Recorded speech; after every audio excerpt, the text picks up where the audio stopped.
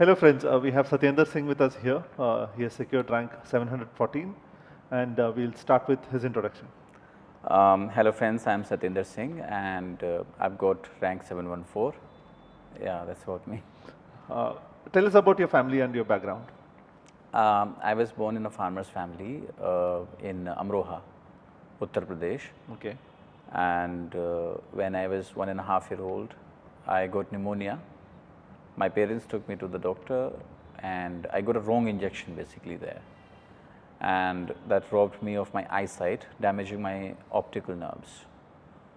So when I was a child, I would feel kind of restless. I would feel an energy bubbling inside me, trying to constantly prove myself. I'll try to memorize the tables, mathematical tables and alphabets, even before the normal kids whenever they would be reading them, so as to prove a point that I can do better than them if given a chance to study.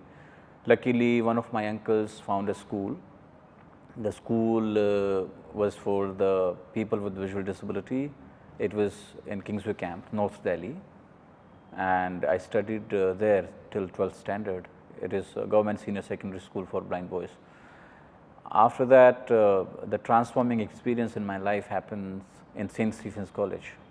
I went there for graduation, and then I came to do my master's from Jawaharlal University, and I did my MPhil from there, and then I started teaching political science at the University of Delhi, and now I'm pursuing my Ph.D. from JNU and still teaching.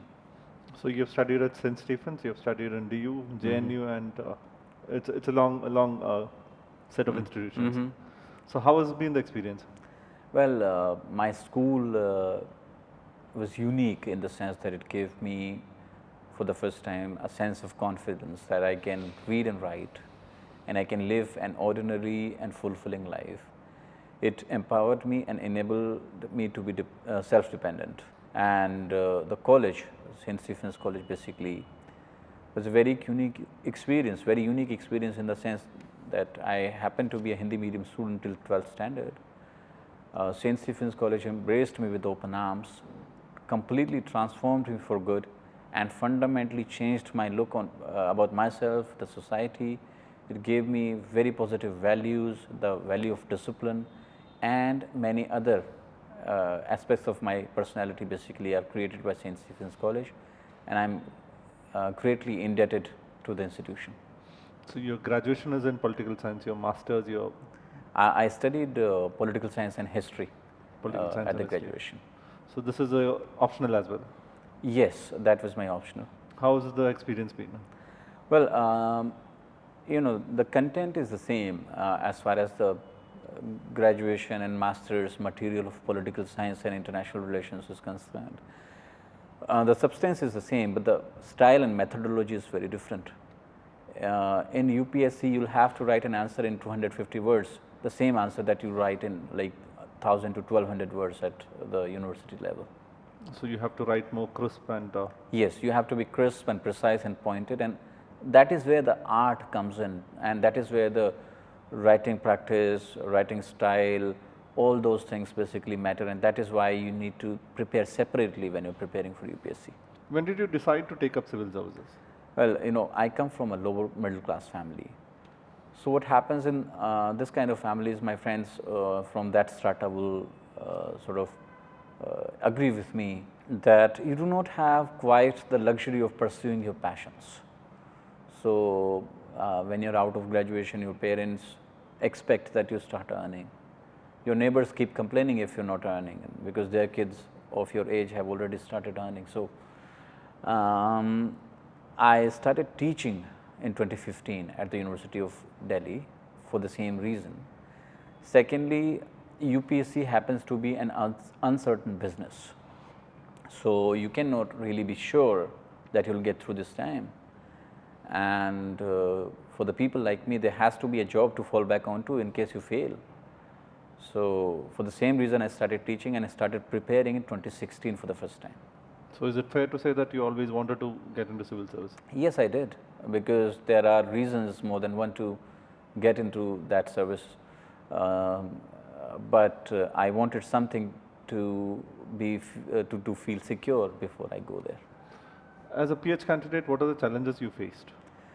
As a PH candidate, one of the challenges, like even the normal challenge that I constantly face, I said it even in the UPSC interview when asked, that whenever I meet somebody, they already make perceptions about me.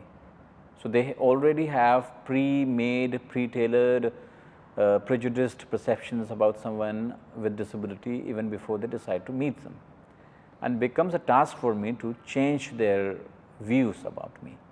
So, there are there is a good chunk of people who are prejudicially affected and consider the people with disability as a liability on the society instead of considering them as an asset.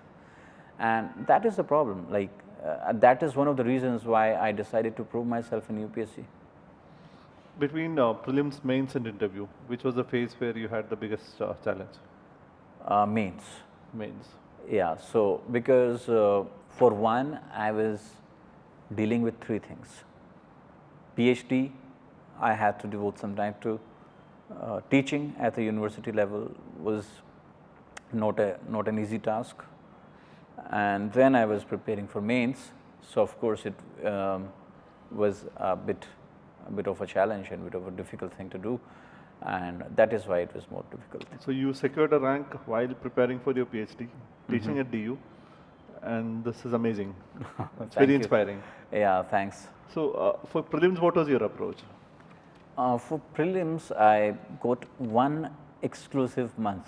I got my vacations from DU in May, and I sat down and completely focused on prelims, on everything, like revised the books and all that static material, and also constantly kept revising the current affairs, and I solved tests, so many tests. But the larger part, the greater part of civil services preparation for pre comes in the examination hall. You have to really avoid the temptations of taking guess on everything that comes your way. You have to be very selective and stop yourself from mingling with the questions that you are not sure about. So, do not just tinker them. So, I kept myself very selected. I solved lesser questions than I was tempted to, and I think that helped. So, how many questions did you eventually attempt in prelims? Around 65 to 70 questions. 65 to 70 questions. Let's talk about mains.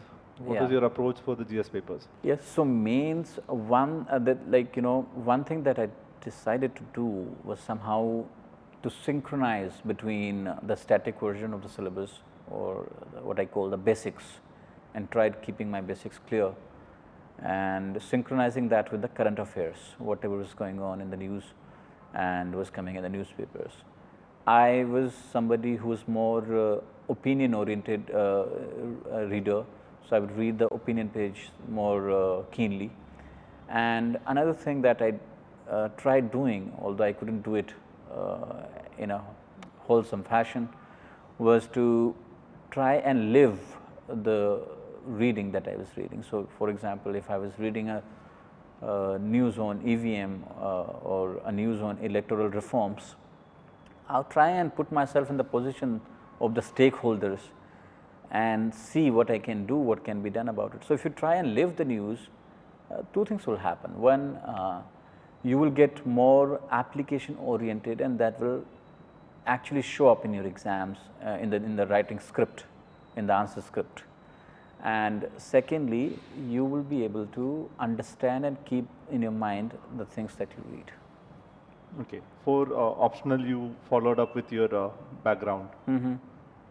Yeah, so political science, and I think this is an optional which of late is, I don't know how scoring it is, we will come to know when the breakups come, but it was helpful in many other aspects. One, it covers a good chunk of GS2, so you do not have to be worried about that. And second, it shapes up your understanding about the things around, the institutions in the country, the political processes going on, even the sociological dynamics or the social dynamics like caste, class, patriarchy, gender, etc. It gives you a good glimpse of the society as well. So, a good chunk of your civil services personality is informed by this optional. I'm assuming essay would have been a strong area for you.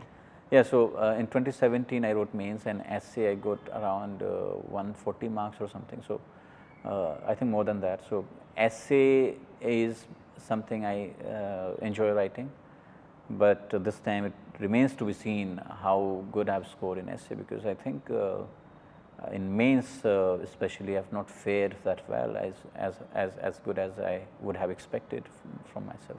The part of the exam which you enjoyed the most would be interview. Yeah, it was interview naturally, because I love public speaking and it feels fun to talk to somebody and interact with them. And also interview was fun because I enrolled in various interview guidance programs, and especially this ForumIAS interview guidance program. And being mock interviewed was fun, because I was able to refine myself, improve myself, and work on myself, and this really came in handy when I was in the real interview. The only thing you were unhappy was about cutting the hair. Yeah, like I loved my hair, and you had very long hair. Yeah, had it not been for UPSC, I wouldn't have a haircut. So you wouldn't have had a haircut. Yeah. So are you still unhappy about the haircut? No, I think I got a rank, so I shouldn't be unhappy about it. So you know, I presume I give my hair away for the rank. You had some very interesting hobbies in your DAF. Can you elaborate on that? Yeah, so one of the hobbies is debating. I have been a university debater. I won national debates at various times. Like this friend of mine, Sachin Chandel, who's also preparing this time around. He was my teammate, and then the other friends who were really, we made a big debating circle in Delhi University. And I started, I was the president of JNU Debating Club also for some time. And debating is a natural hobby that comes to me. I love debating, and that gave me an edge in the interview, in the sense that I was able to think of a particular phenomenon from both the perspectives, and was able to create a synthesized, balanced approach. And public speaking is another hobby that I have. So I keep going around in the country giving motivational speeches.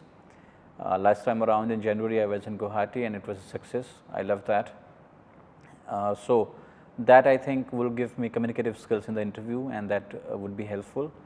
Along with that, I like Indian classical music. It keeps me calm and composed, and it gives me a sense of equanimity.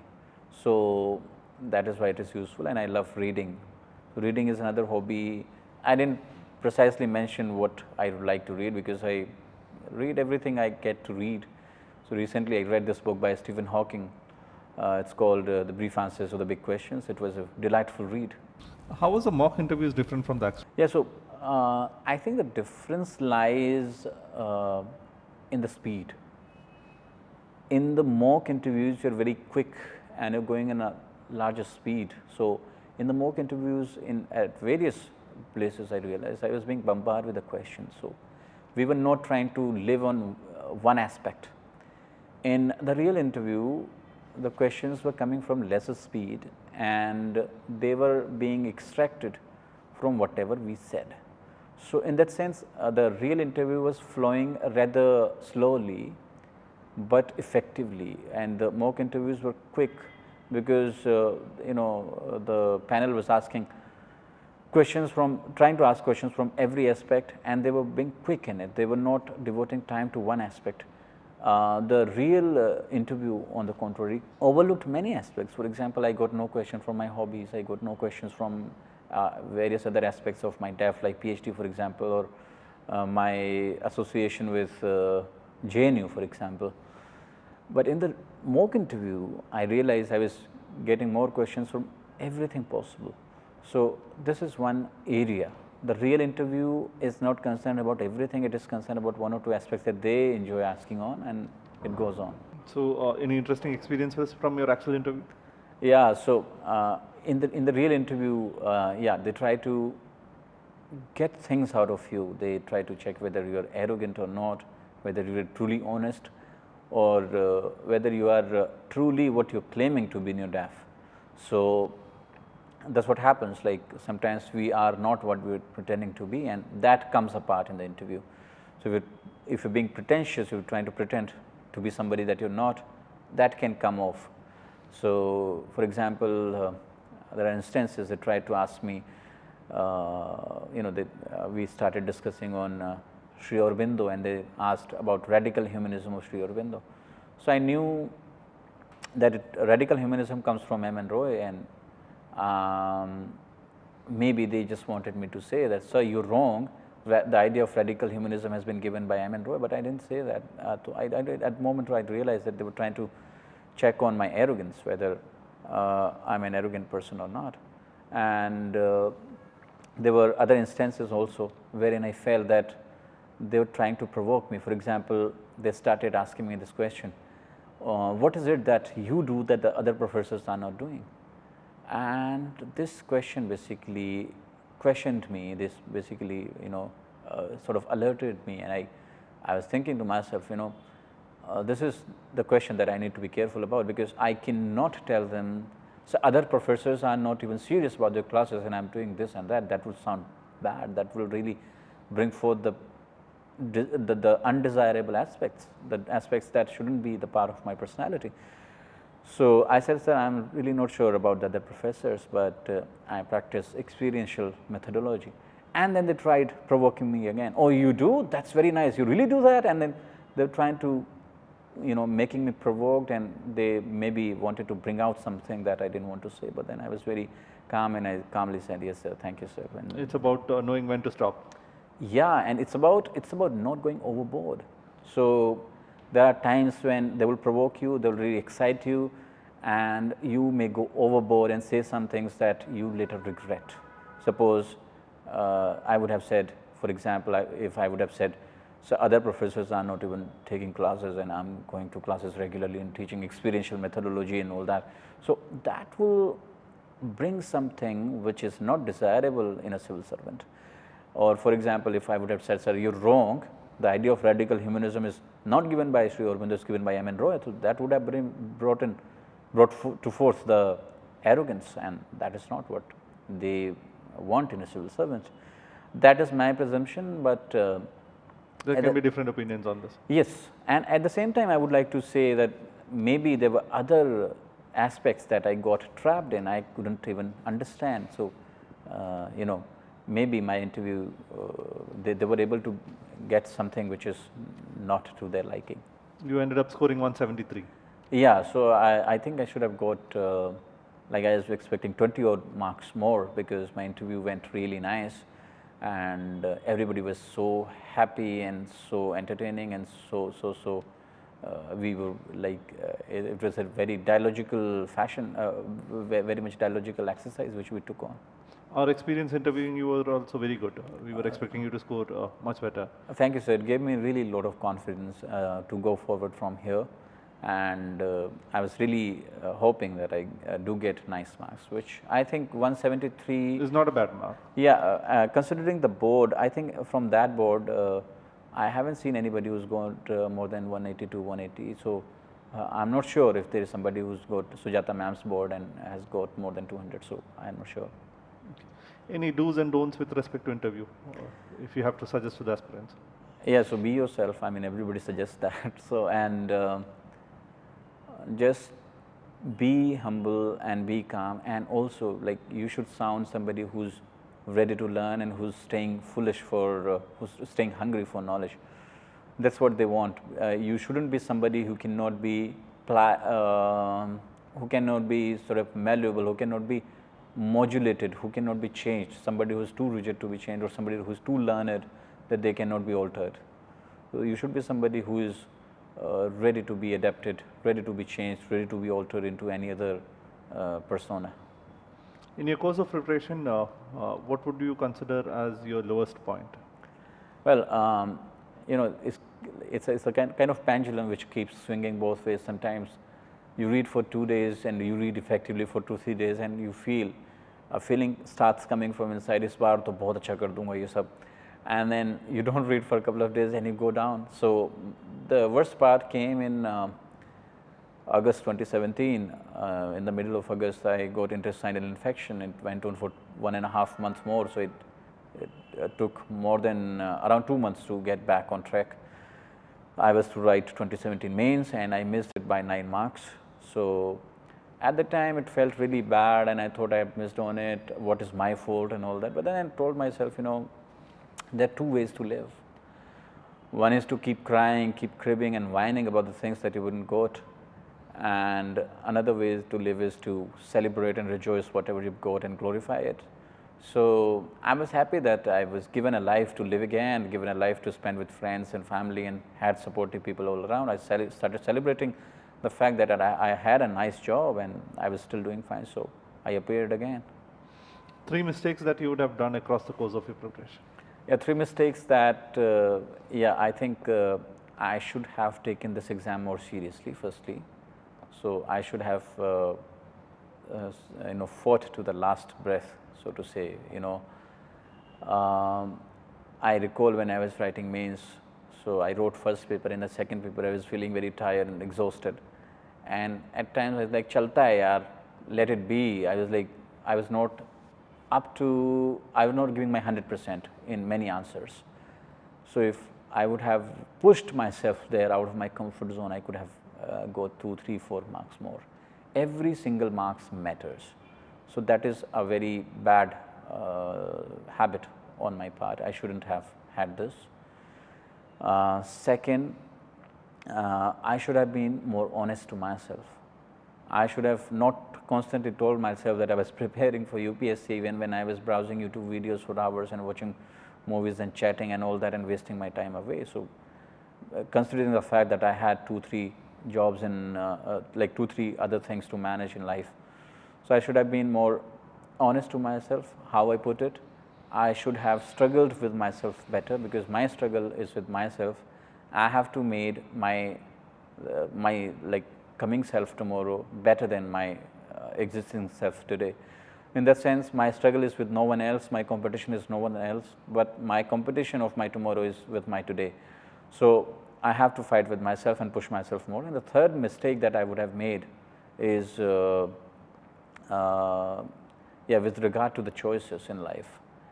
I've earlier said that the lower middle class people have this, or the people coming from that strata have this, does not have this luxury. They don't have this luxury to practice what they really want to practice or pursue their passions.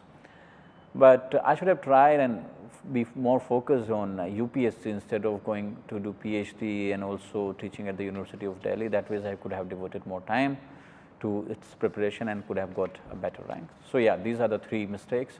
First, be honest with yourself and push yourself with, you know, out of your comfort zone. Secondly, struggle with yourself because you have only yourself to fight. And third, do not ride in multiple boats at a time. Any advice for the aspirant community? Yeah, so to the aspirant community, my message is simple and clear. Firstly, you know, the question why I chose to pursue UPSC, like I said, people even before they meet you, they form perceptions about you.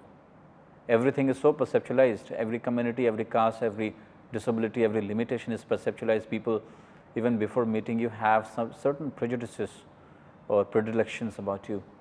So the first thing that you do to prove yourself is to start loving yourself. Accept the way you are, change yourself. Until and unless you don't love yourself, you will not be able to change yourself. I mean, if you don't change yourself for good, you will not feel confident. The first thing is to have faith in yourself, the love for yourself. And the second thing that you have to have is a sense of equanimity. Like when I lost 2017 mains, a part of me was wanted to completely break down, but I didn't. You know, practice a sense of equanimity. If you know you have a sense of loss or you win, if you're happy or you're sad, just try that and try and live and try and maintain that you don't get too much swayed by happiness, you do not get too much downed by sadness or sorrows, or see that you actually remain in a way unaffected in both the situations. So maintain a sense of calmness and If in one test you didn't score good, others did, just keep working, keep your head down, keep working, keep working for the other tests. The day will come when you will score good. Thirdly, be consistent. Do not just prepare for 2 weeks and start feeling on the top of the world and go for a holiday in Goa in for the next of the week. You did this. Maybe. So yeah, be consistent. If you have to read, means you have to read. And third, the fourth strategy, the most important part is revision.